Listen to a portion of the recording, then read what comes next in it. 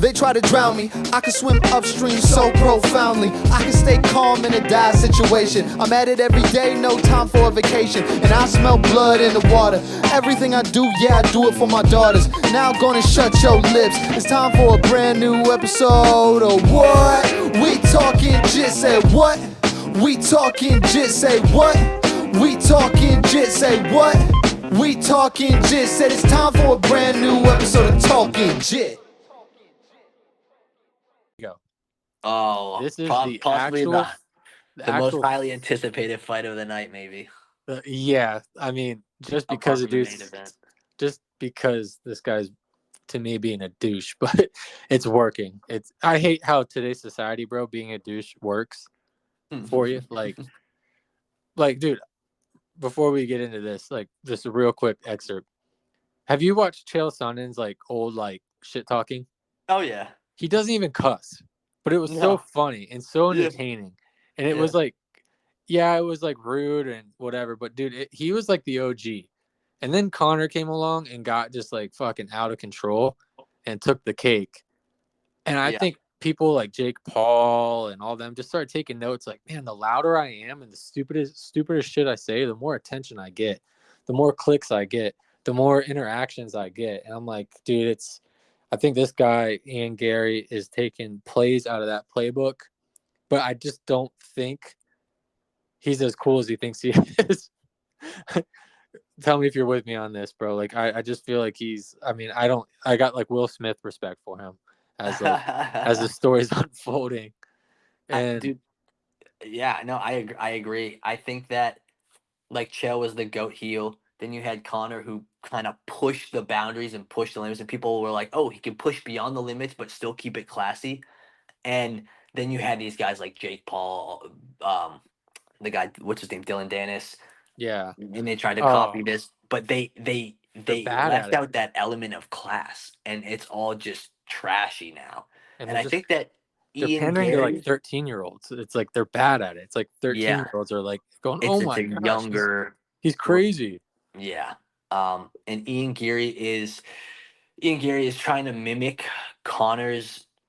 He says he's not, but he obviously is. Dude, he's quoting him word for word on shit sometimes. Yeah, literally, and he says he's not, but he is. And I just think that's a recipe for success that he sees, and he's trying to just use it as his building blocks. Yes, He's still early in his career. I think he's 13-0, is he? Yep. Yeah, he's 13-0, so he's still really early in his career. So I think he's gonna, once we see him evolve into a more mature fighter, someone who's been around, someone who's had the cameras on him for a while, we'll start to see more of his what he really is, rather than what he needs to become this household name. But but hold up. With that being said, that all depends on him beating Vicente Luque, which is an incredibly tough task. Vicente Luque is so good, and he's beaten the top guys in this division. He's beaten Michael Chiesa, Tyron Woodley, RDA. He beat RDA. Just saying that alone. Granted, he's a welterweight. Or welterweight. RDA was like a natural lightweight / welterweight. He had trouble with like the top guys, like Bilal Muhammad and Jeff Neal. He lost to those guys, but beating a former champ in Tyron Woodley, that's saying something. Now, if you go look, just a testament to Randy Brown when he fought Vicente Luque, they had a battle. If you want to go watch a really good fight, go back and watch that fight. But anyways, this is going to be a tough test. Vicente Luque, as of late, if you look at his last fight versus Rafael dos Anjos, he really implemented a game plan that was strategic and specific to his opponent, and he didn't fight as characteristic as he usually fights, being reckless and standing there in the pocket and throwing wide looping shots and kind of just taking shots and hitting shots, because he's a guy who will take a lot of damage and still be there in your face. Against RDA, he really took him down and implemented his wrestling and showed his black belt level skills in jiu-jitsu against a guy who smashed everybody but Khabib on the ground in RDA. Yeah. So that's a huge testament to his growth as a fighter. He's a guy who gets better every fight. And he's got Now a shit ton of fights. he's got almost double, or maybe a little bit more than double the amount of fights as Ian Gary. I believe he has 29 wins. He's 22-9-1. 22 9 and 1. Yeah, okay. So So yeah, he's got yeah. almost twice as many wins as Ian Gary. Yeah. That's a Against top level guys. If you look, who yes, has Ian Gary fought? The most notable guy he's fought Neil Magny. is Neil Magny, and Neil Magny is not great, in my opinion. Now, Neil Magny is tall, he's long. This is going to be another fight of a guy who's 6'3" versus a guy who's 5'11" punching down. Mm-hmm. It might be difficult for Ian in that sense. But in Ian's last fight, when he was fighting Neil Magny, he was throwing such snap at the end of his punches in the length that you could tell they hurt so bad. So I'd be curious to see how those affect a guy like Vicente Luque, who's just absolutely so hard to put away. If he can really create some damage and show that his shots are stinging Vicente Luque, I'm gonna probably start hopping on that bandwagon and start appreciating his skill more. But I see a lot of holes in Ian Gary's game. Yeah. One that I'll point out that I think could be a huge factor in this fight, that I think Vicente Luque, if he's not seeing it, if his coaches are not seeing it, then they've got to go back to the drawing board, because it's a glaring, blatant hole that will expose him at some point. He will need to fix it at some point. He has tremendous like calf kicks that he's throwing, and he was hurting Neil Magny with them. He does not move his body or his head off the center line when he's throwing kicks, or Nope. when he's striking. Neil Magny started to have success in that fight when he was popping the jab straight, and he was popping Ian's head back. I was gonna say the same thing. He's probably used to sparring shorter people, so they can't reach his face, so he feels safe. Sure. I'm just speculating, but dude, actually, Vicente Luque, he has the reach advantage, 75.5 inches. That's crazy. So he's got longer arms. Yeah, if you look at Ian Gary and Neil Magny are the same height, right? They're both 6'3". Neil Magny had like an 80-inch reach, where Ian Gary had a 75-inch reach. Mm. So he has short arms for a tall guy, which is not great for him. I wanna say, I think honestly, and this could just be me getting in the drama, but hey, that's what we're here for. I think the best thing that could happen to Ian Gary is he loses, it humbles him, and he comes back with like some better character from the loss. You know what I mean? Yeah, more humble. Yeah. Or he might lose and double down, and then people are just like not sick of him. But like I think if he wins, it's only going to kind of escalate how much of an agitator he is. Well, get him more money for sure. Yeah. So I don't know who I take in this one. Who do you take? I'm going Vicente Luque. Yeah. Yeah. I think and here's another aspect of it. Vicente Luque is a guy who's been around forever. He's a very good Thai boxer. He like started as a striker pretty much. Has a black belt in jiu-jitsu, trained with the Black Zillions, that whole squad when they were around. Oh, like Kamaru Usman and shit. Yeah, he got those rounds in with top guys, middleweights, even light heavyweights. I'm sure he trained with and did well with. He's a big guy. He looks strong as shit. Ian Like a Gary, little tank. from what I saw against Neil Magny, he did well like with the striking. When Neil Magny was on his back trying to get him to come forward, Ian Gary wanted nothing of it. He backed up. When he did attack, he threw these weird shots standing, tried to hit his face from a weird angle, leaving himself very exposed to things.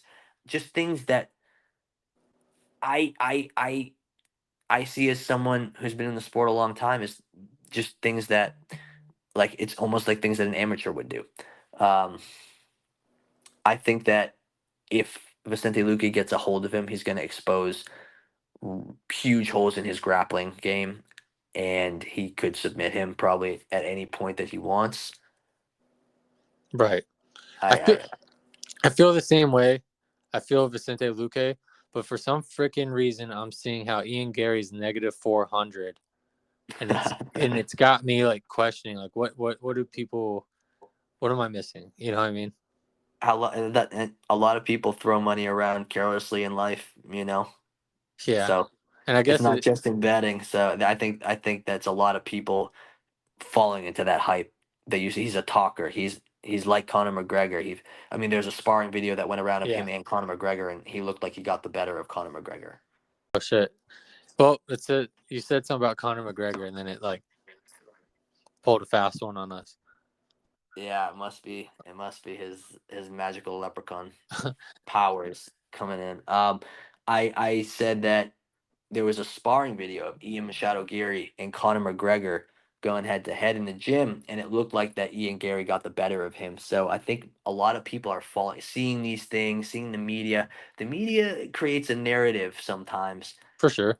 There's no media on Vicente Luque. I guarantee hardly anyone even knows Vicente Luque.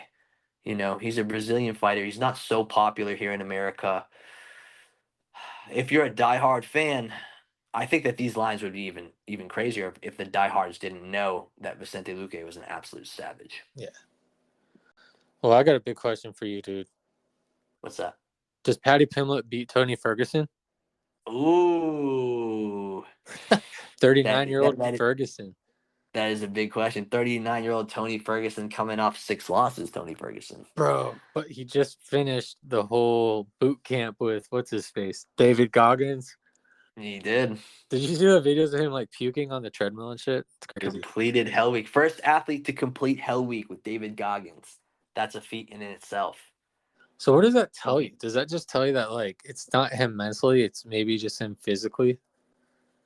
Well, we've known since the beginning that Tony Ferguson was a cardio freak. Yeah. Eddie Bravo's talked about it on Joe Rogan's podcast, saying that he was lapping flyweights in the cardio training, staying there later than everyone, doing way more miles, runs, killing everything cardio wise. We've seen his training videos, super crazy, kicking bags and wood. He's a savage. He's also going back to my point on what I said earlier is every fight takes something from you, and he's been fighting the best of the best, the absolute best of the best for a very long time. I think he had 8 fights without losing, 8 fight winning streak, and he Walking didn't forward get the his whole credit. time. Yeah, he just never had got his credit though, and when you're fighting the top guys and taking that kind of damage in those fights, he's winning, but he's taking that damage. That takes bits off your body, off your soul, off your spirit every time. Not only the fight, but the fight camp. So he's been through it. But with that being said, people are discrediting him. But you look at that resume, all those guys that he's fought have either been former champion. They've been they've been champion. They've been savages. His losses. Justin Gaethje, he fought for the title twice. Charles Oliveira, former champion. Benito Darius just fought for the title. Michael Chandler fought for the title. Right.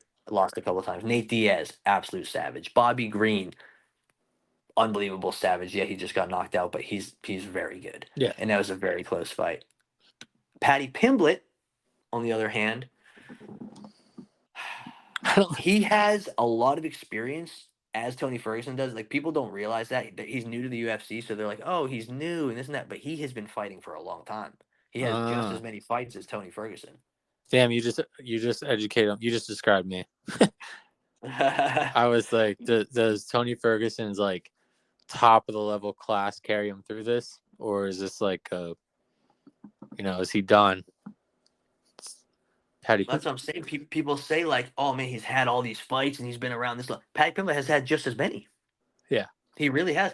But here's the difference: Paddy Pimblett has been fighting overseas in these other organizations. I believe it's Cage Warriors or something, and he's demonstrated good skill. But against what kind of opponents? Look at Tony Ferguson's resume and compare that to Paddy Pimblett's resume. The best guy that Paddy Pimblett fought was Jared Gordon. Jared Gordon's a good fighter. He's a beast. He's a Renzo Gracie brown belt under John Danaher. Oh shit! Fight Yeah, me. he's a beast. He trains with what's his name? The coach at Longo, the The boxing coach there, Chris Weidman's boxing coach. I can't remember his name. But anyways, he trains there. I man, I don't know. I forgot what I was saying, but Paddy Pimblett. Jared Gordon, but Paddy Pimblett, I think, lost that fight. If you go back and look, it was very controversial. Now everybody sees now, or months and months past it, you just see it on paper, and you're like, oh, Paddy beat him. If you go back to that fight, he got destroyed. He was fighting with his chin up, getting tagged, getting pressed against the fence. He was losing. Yeah. A lot of people think he lost that last fight. 100%. And he didn't fight well. And he said it in his interview. He said, oh, that was not my best performance. I didn't fight well. I can show you guys so much more. And he's been saying that since he came into the UFC. I've been watching his fights very carefully and analyzing his skill. I'm not impressed in the slightest. He's supposed to have really good jiu-jitsu, but I never see him get himself into positions where he can use his jiu-jitsu. He gets himself pressed against the fence and tries flying triangles and he has a whizzer with these wide legs and he's trying to get people. He tries an uchimata, and I mean that's not going to work against these top guys. It was working against those guys in the other organizations, but I mean guys like Jared Gordon, guys like the guy who twerks, I can't remember his name, but he beat him narrowly, narrowly beat that guy. I think that Tony Ferguson's going to have way too much experience, way too much skill, way too much grit and heart, and combine that with the training camp coming off with David Goggins. I think he's going to smash Paddy Pimblett. If he loses to Paddy Pimblett, it's gonna be done for a while. Yeah. I think if he loses to Paddy Pimblett, Dana White will announce that he's retiring and not allow him another fight. But I see Tony Ferguson's point. He's like, I'm fighting the absolute best of the world. Yes, I lost to them 6 times, but if you give me like the guy who's mediocre, I'm gonna smash him every time. So I still have a place here, but people just don't like to see that, that much damage being taken. I would agree that he should retire after it, and I would agree that he should retire if he wins as well. Who's the favorite? Paddy Pimblett's favorite. Wow. Heavy favorite. It's because it's like the Ian Geary thing. They see the hype. They see that Paddy Pimblett is sponsored by Barstool. They see that he has such a following, and he's a talker. He gets on the mic, he talks. He's marketable. Super marketable. So, that's what people see. That's where they put their money. So you're taking Tony? I take Tony for sure. Oh man, I don't know. I keep wanting to take Tony, but then I just for some reason see him having a glass jaw and getting starched. But oh no, it's very possible. But get this: is Paddy Pimblett has his chin right out there too. So if the battle of the glass jaws, Tony Ferguson's tough. That's very true.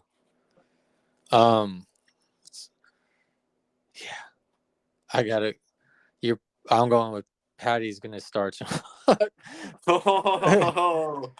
I don't. A ballsy prediction. Very ballsy, but you gotta throw one out there. He's just very marketable. On the bandwagon. Okay, Asai. Yeah, I'm on the bandwagon. Going against the legend. And dude, I'm not gonna live it. Here's the risk, bro.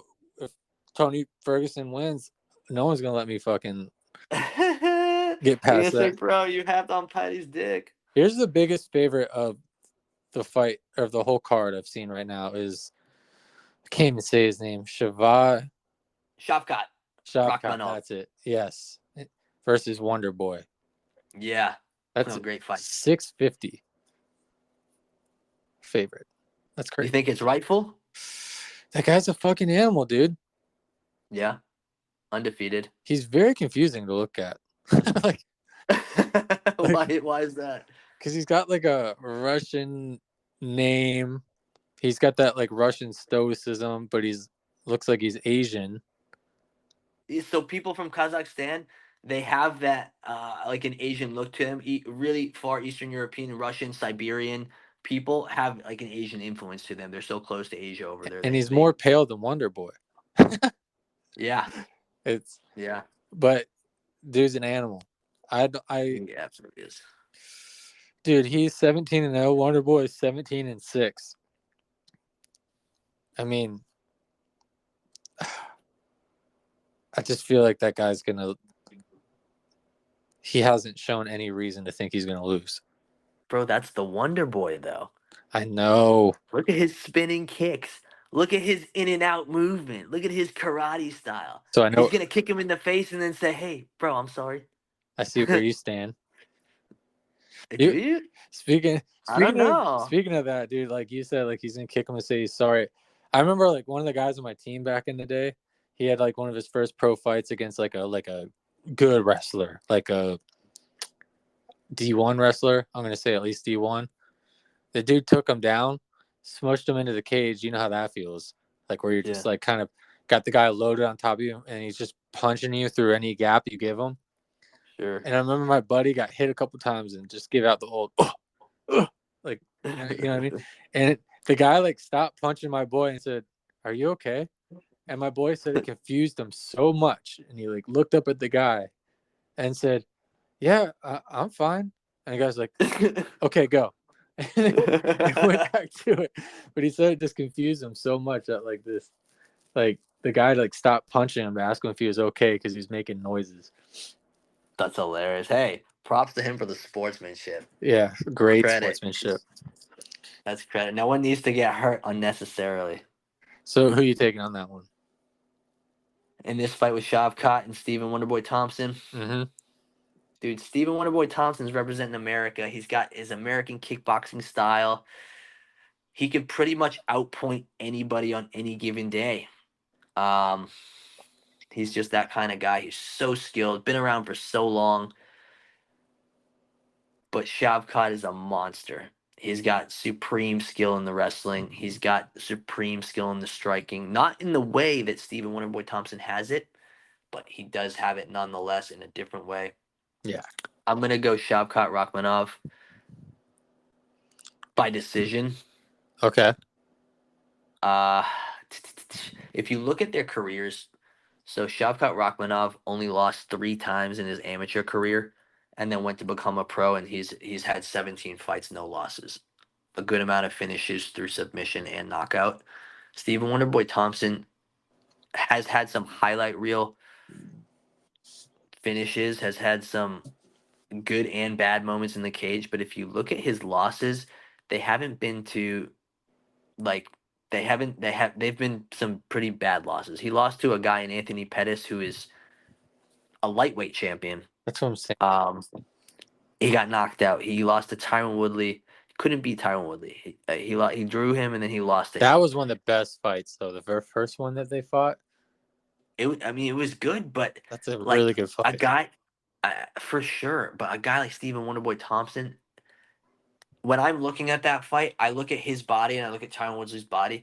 I think that Tyron Woodley's a dangerous guy, but I think that with his skill, 50 fights undefeated in kickboxing, he should have been able to move around that cage and just touch, bang, bang, bang. True. He just doesn't carry the power that's necessary for that division to be a force that people can be scared of. That's why I don't think he'll stop this guy from coming forward.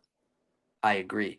I think no matter what he throws at him, he could probably stop his momentum, but he won't stop his will. Yes. And that's a big difference. You can stop someone's momentum from coming forward and actually create distance, but if they have that want to keep coming forward and fuck you up, and you don't stop them or make them respect that with pain, they're gonna fuck you up. They're gonna do exactly that, and I think that's what's gonna happen. Is we're gonna see a beat down of Stephen Wonderboy Thompson from this guy. Maybe not initially. Round 1, he'll really stay on his horse and start to move because he does do that. As round 2 comes, you'll notice that Stephen Wonderboy Thompson doesn't move as much, and he starts to really sink into his punches. But I think that Shavkat Rachmanov is going to get a hold of him, probably through a body lock, get on top, and just smash City. I see it the same way. I think he's going to figure out how to get Wonderboy to, with his bouncing guard, how he bounces on his feet. I feel like he's going to get him to circle the outside, close the distance, maybe even work on grabbing the legs. I could see that guy grabbing a leg and just being like, all right, mine. Yeah. Yeah, I just don't think that Wonderboy is going to have the power for him to respect. He's a big boy too, Shavkat. Yeah. He's not like Jorge Masvidal. If you look at the guys that really Wonderboy beat, He beat Masvidal. He lost to Pettis. He beat um Darren Till, which I thought that Darren Till won that fight. That was controversial. So he didn't have. He beat Jake Ellenberger. He beat these guys, Donald Cerrone, but I just don't. I just don't see him beating a guy like Shavkat. All right, and then we got another last two fights. All right, 125 pounders. These guys have power for 125. Yeah, this is a killer fight. Alexander Pantoja versus Brandon Royval. I feel like Brandon's got good power for his size. I think he could definitely clip Pantoja, but Pantoja's just so good everywhere. I don't know. So Royval has been impressive in his last couple fights. I don't want to spoiler alert. This is a rematch. Pantoja won the first one. Yeah.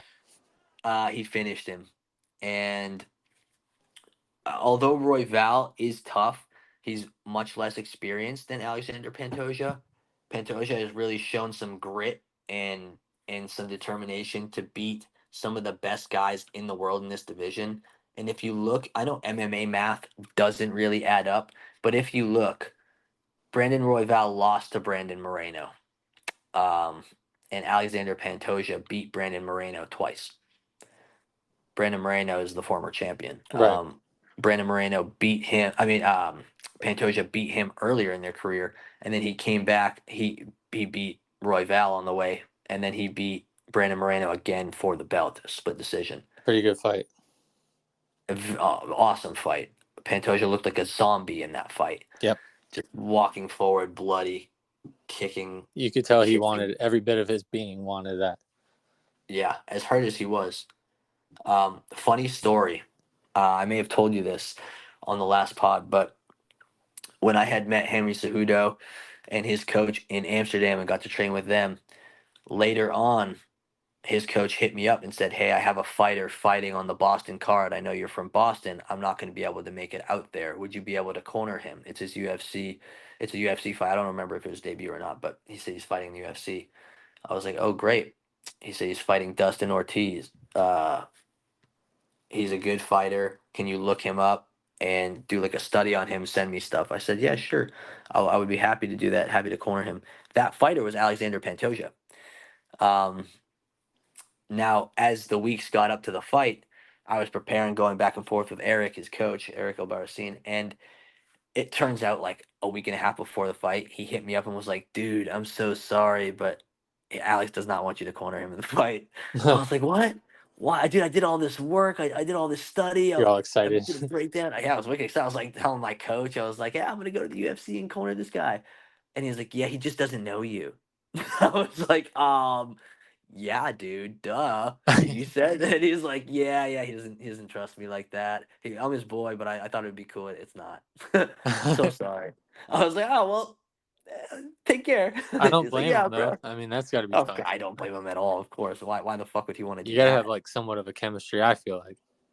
I would never have some random dude I don't know come to the UFC corner me on my UFC debut.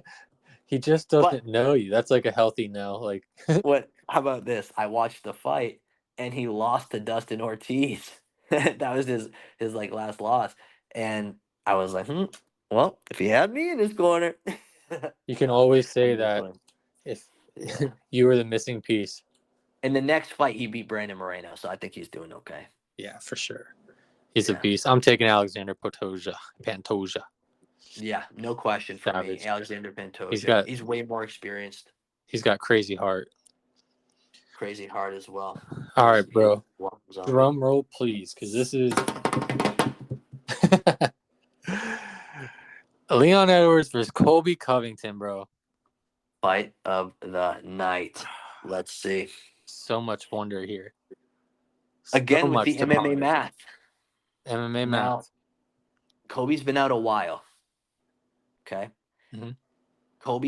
He's coming off 2 losses to Kamaru Usman, 1 loss to Jorge Masvidal outside of the cage. Outside the cage. Allegedly. Now he beat Jorge Masvidal's ass in the cage. I just rewatched that fight. Yeah, he worked him. Kobe's a great fighter. He has good cardio. Um, People don't like the way he talks because he tried this persona that he thought was going to resonate or at least piss people off to a point. It just pissed people off, and he became the ultra heel, but not in a good way. Leon Edwards is kind of like the dark horse of this division, or was at least until he beat Kamaru twice to become the champion. which is insane. Insane. No one thought he was going to beat him the second time because he got worked the first fight until he knocked him out with a head kick. Second fight, he solidified his championship title and beat him. If you're doing MMA math, Leon Edwards is coming off 2 back-to-back wins off Kamaru Usman, the former champion. Kobe Covington is coming off 2 back-to-back losses. Back-to-back, 2 back-to-back losses shows it kind of shows it was not a fluke one way or the other. It kind of shows a definitive where you stand against someone, as well as 2 back-to-back wins. It just shows when you fight someone twice. If you look at their careers, who has Kobe Covington really fought? Who has Leon Edwards really fought? They've both fought top competition, but Leon Edwards has proven himself as a well-rounded fighter in the sense that he was doubted and he had the skill, and he hasn't shown any holes in his game. He hasn't really lost other than another outside of the ring or outside of the cage endeavor with Jorge Masvidal. So The only when you're places looking at, Jorge can win. I know, is outside of the cage. That's funny. If you're looking at objectively and you're not just looking at like which dude you think is a loser, um, it's it's a decently even fight. But if you look at, so in terms of on paper, it should be Leon Edwards. If you look at in terms of consistency, it's going to be for me Kobe Covington because he's so consistent with his performances.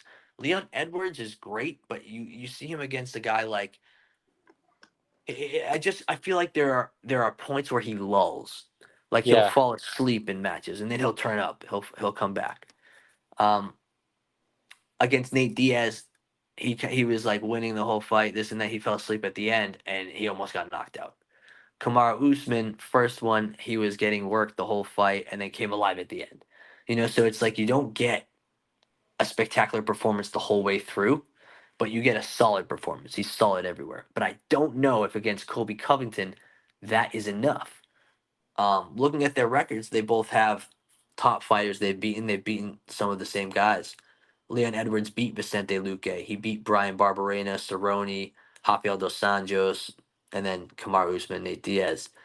Um, when you're looking at Kobe Covington, he's beaten Rafael dos Anjos. He beat Damian Maya. He beat Jorge Masvidal. Now, one thing to note is that Bilal Muhammad, who I think is a better fighter than both of them, Leon Edwards had a no contest with Bilal Muhammad. It was an accidental eye poke, but he kind of looked like he was having the better of Bilal Muhammad in that fight, in my interesting. opinion. So that's telling. Um, So has Kobe fought anyone who has good head kicks? Rafael dos Anjos, he has good head kicks. Because I feel like that's where I worry. Where Kobe will have to be good with the head kicks. So Colby is a guy who, until he did this persona, he almost got cut from the UFC. He just wasn't entertaining with his fight style enough because he just does the same thing. He's gonna press you against the cage. He's gonna throw weak ass strikes to press you there, and then just keep them up at like 20% power the whole time, the whole time, the whole time. The guys that he's really beaten are guys that are on their way out ish. They're big names. But I mean, so he beat Brian Barberena. He beat Rafael dos Anjos, which is a good fight. That was a good one. He did that. Props to him. Damian Maya, he beat Dong Hyun Kim, Robbie Lawler, who's kind of old on his way out type of deal. What about the Tyron Woodley fight? I don't. I never felt that Tyron Woodley was Wasn't skill for strong then. skill. He's a specimen. He's great, but I'm just he gives up in fights. Yeah, Um, I feel the same way. yeah, he really does. So if we're going apples to apples on this Kobe Covington, Leon Edwards, and I have to make a pick, I'm gonna put my money on Leon Edwards. Stay the champion. Ooh. Yeah. He's the favorite too. He is the favorite. don't That could change coming up to the fight. I don't see, this is my problem. Kobe's like super good. I don't feel like he's a good finisher. Like I agree. I He don't doesn't finish guys so much. he doesn't get that like that gruesome ground and pound. I mean, against Jorge Masvidal, he was doing good ground and pound, but he wasn't doing like the savage finish him type of shit. You know what I mean? And Yeah, stuff that makes you scared of it. I think if he gets Leon down, it's like pummeling ground and pound. It's not like game ending ground and pound. And then I don't Kobe like lands really good combos but doesn't drop anybody, you know? Yeah. I And mean, Kobe in his own right has a pretty decent head kick, but like you said, it's not strong. It's not like a dangerous head it's kick. almost It like he just point fights, like he's like tagging. yes, exactly right. Exactly right. Why is that? Are his hips too square? Like is he too wrestling based or is he like I think he throws the right amount of power on his strikes that allows him to be able to keep that pace for the allotted time of 5 rounds. Because he fights 5 rounds that's a good all the point. time. So he kind of knows like if I throw any more than this, my arms are gonna get tired because I have to wrestle. I have to do it. So he throws like the right amount for him to keep because he's a volume fighter. He is never not in your face, and that's True. something that's gonna see. There's variables to this. Um, Kobe is a very in your face fighter like that. If Leon Edwards' cardio is not up to par where he can handle someone who's as in your face as Kobe is, because Kamaru Usman, as good as he is not an in your face type of fighter like Kobe. Kobe was doing that to Kamaru. That could be a big factor, but I feel that Leon Edwards has great cardio enough to handle it. Now, another huge factor is that Leon Edwards is an active fighter. He Yeah. competes often. If you look at Colby Covington, he really fights like once a year, once every 8 months, once every 6, 7 months, but not really six. Like he takes a lot of time in between fights, and he's been out for a year, so he hasn't fought. Whereas Leon Edwards just fought. He's out of training camps, fresh. He's in shape. That could be a huge factor. I wonder if he settled the lawsuit just so he could take this fight. I wonder if like he because what's his face got away. I think they dropped the lawsuit. And I think that I wonder if maybe he dropped the lawsuit just so he could take the championship fight. It's kind of hard to fight in court that you have brain damage when you're taking another fight, you know. Sure. Yeah, I don't know so much about that. I know that Jorge Masvidal is cleaning up with his promotion too, so I know that Kobe Covington has eyes on that. What do you mean? Jorge Masvidal has Gamebred FC, So the you bare think Kobe knuckle wants to MMA. come to it? Oh, I think he sees the money that Jorge is making when he's being successful, and he's like, "Yo, whatever you make on that, I know you did this to me. I'm taking whatever." So I see. Yeah, I I think got he's you. got his eyes on it. Yeah, maybe he dropped the lawsuit in that sense, like for criminal charges, but maybe he's not dropped it for It's damages. it's hard to say that someone that Kamaru Usman couldn't beat twice is like gonna lose to someone that Kamaru Usman also beat. You know what I mean? Twice. Twice. Yeah, Yeah. But that's just a decisively. factor. It's like I would like to see Kobe. I think it'd be a cool story. The dude almost was getting dropped from the UFC, decided to put on this character, fucking, you know, You became know, super, it would became be epic, super relevant. What's dude. that? If Kobe won and then doubled down on the character, and he was the champion, and just oh my god, I think that would be epic. Like held it down. Yeah, held it down and doubled down, like just When walked around everywhere with the belt, the MAGA hat, the attitude, the fake suits, the strippers with the asses. If he doubled down on it and we had a UFC champion like that, it would be hilarious. turn into WWE real quick. Yeah, I think people would appreciate that to some extent. Give people a little entertainment because skill for skill, yeah, you have Leon Edwards. People can appreciate his skill as a champion. He has his due. But really, what entertainment do you get from Leon Edwards? Take Leon Edwards out of that spot, put any other good fighter in that spot, put the belt on it, and you're happy. You're okay. If Yeah, it he's a good fighter. if it wasn't for Leon Edwards' like speech, like when he got the belt from Usman, Yeah. that was like cool. That was like an epic, like, oh fuck, man, you're bringing a tear to my eye, bro. You made it. You did it, bro. I'm Just rooting for talking you. about Jamaica. Yeah. But other than that, like, yes, I agree. I haven't seen very much from him that I'm like, all right. Nothing. I want to So see him in a Nike ad. I want to see him. I want to see him doing that. I want to see his face on TV. I want to see him on talk shows. yeah, I want to see him. That's what people want from a champion. They want to see him. They want content. I feel like if Colby Covington becomes champion, he can provide that for a lot of people. He can obviously it would be better for the company. They would make more money off a Colby Covington champion than a Leon Edwards champion. I think it would be probably better for the sport, not in terms of him being a jackass as a champion, but in terms of getting eyes on it and getting people talking about it more. The welterweight division, who's gonna beat Colby Covington? Who's gonna beat this douchebag? You know? full on conspiracy, full on conspiracy guess. I'm gonna say Colby grinds it out 5 rounds. The UFC judges decide to give it to Colby because he's way more marketable. That's like we see all so fucking often in the UFC. Controversial win, so they can get the rematch. The other guy's way more marketable. That's my whole conspiracy thought. But off the dome, I kind of feel like Kobe can't finish Leon, and Leon's got some dangerous tricks that might starch Kobe. But that's weird. That sucks. I'm playing both sides of the field here. I can't. I know. You like Coke and Pepsi, bro. Yeah, right. I'm walking in circles right now. I got whoever I pick is gonna lose. So who'd you pick? Leon. You picked Leon. Yes, sir. My heart tells me Leon, Go with your heart, bro. but my conspiracy says Kobe. Yeah. Hey, I don't hate that conspiracy. It just seems to happen so much in the UFC. Follow the It's money, like, man. If you follow the money, you see where everything goes. it's like what? The marketable guy wins? Yeah. All right. Well, I guess I'm gonna my final down is gonna be on Leon Edwards on this one.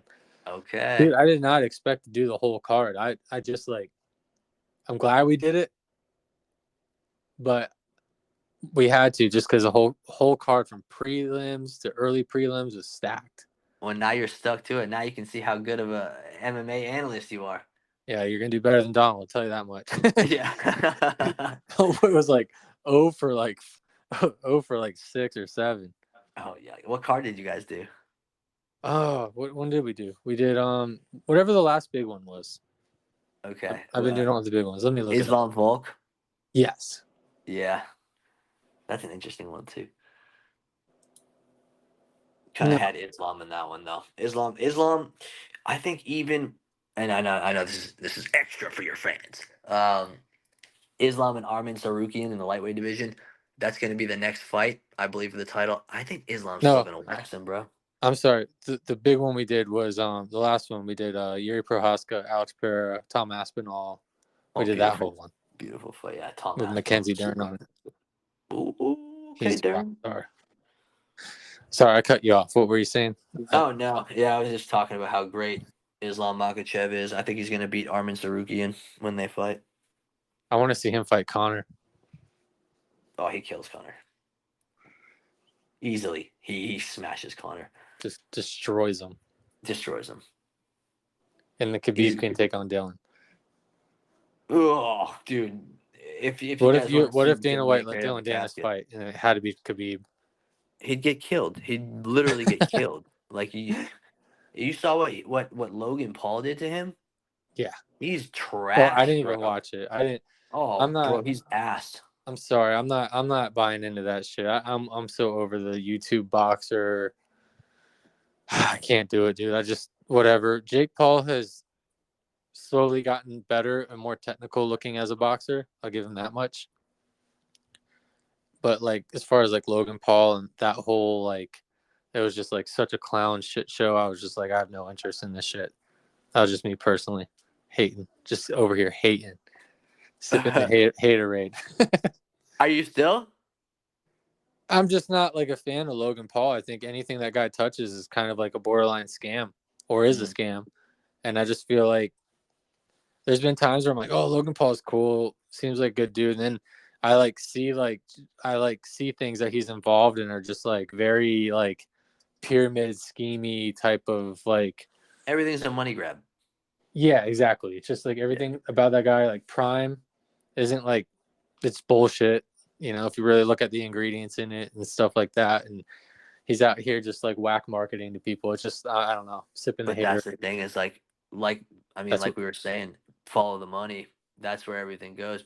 People, he can have the worst drinks in the world, but he's just throwing money, money, money, money, money, and people will, oh, it's in front of our eyes, it's in front of our eyes, Prime, Prime, it's here, it's there, it's there. Oh, I don't care if it's bad, it's good. right. Yeah, and it's You know? insane that guy can just come up with that. I mean, good for him. Good for him. But I don't buy into that shit. I've Yeah, watched More Plates, More Dates, and CoffeeZilla, and I'm on their team when they've analyzed them boys. sure. I don't like it. I'm not gonna like go out of my way to avoid them, but I'm like, what am I gonna watch? Logan Paul versus Dylan Dennis, dude? Like, come on. Like, I mean, it's a I joke. saw It's I, obviously going to be like a scam type of fight. Yeah, I but saw they make clips of money. like Logan Paul like throwing punches, and that dude needs to learn how to plant his feet a little bit better. I feel like a little bit of. Oh, I'm sorry. He plants he's he not a plants his boxer. He he knows it too. he plants his feet and does the washing machine with his hands out. You know what I mean? Like throwing hooks like that rather than turning his body. And, I don't know. Yeah, he literally boxes like someone who just learned how to box like a year or two ago. Yes, Who's done it like as a hobbyist? He has. Jake Paul's putting in the work. He's getting better. Yeah, he looks good.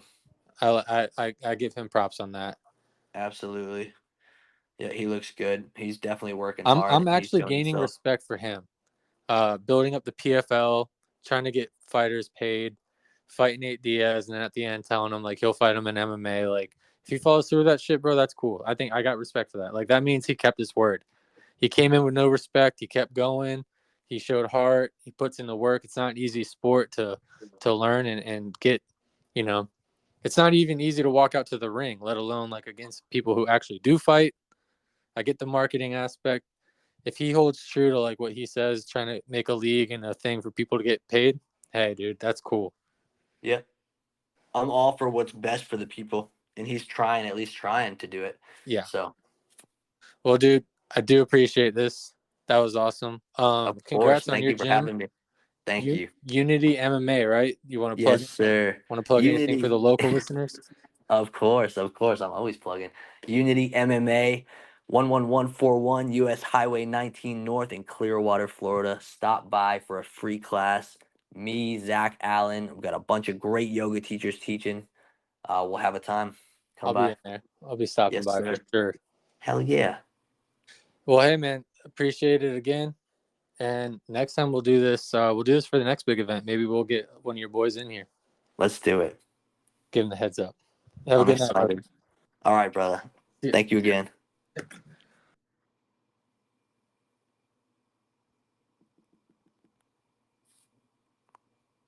I think the podcast is fucking sick. If you're listening to it and you're like, I don't know if I want to listen to the next episode of this podcast, you're probably a bitch ass. You need to listen to the next episode of this podcast and keep listening to it.